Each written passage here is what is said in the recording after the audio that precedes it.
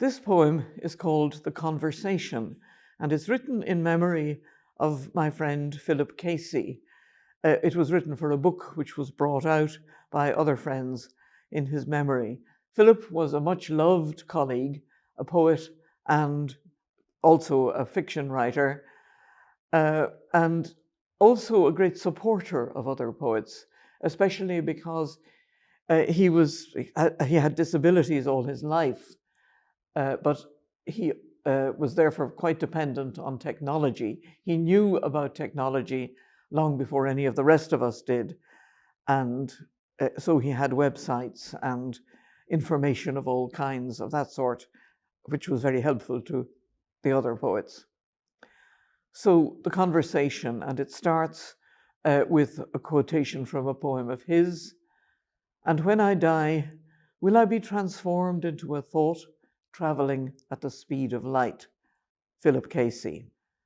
The shiver traveling up the cat's backbone when something flutters in the garden, a shiver in water moving under thin ice.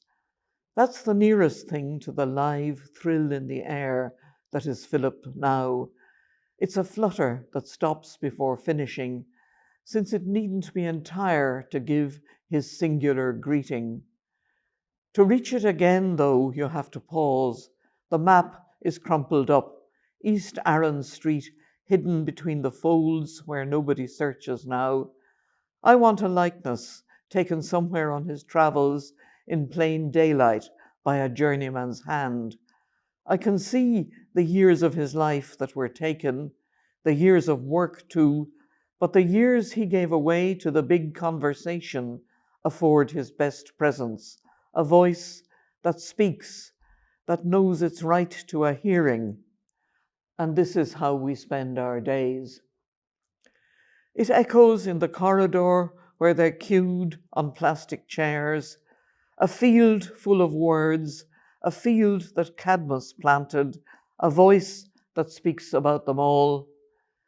They have almost run out of chairs, but the doctor still sits in her dim, packed office, reaching still for forms to sign, to certify the condition has not changed as the traffic slows on the quays of the city.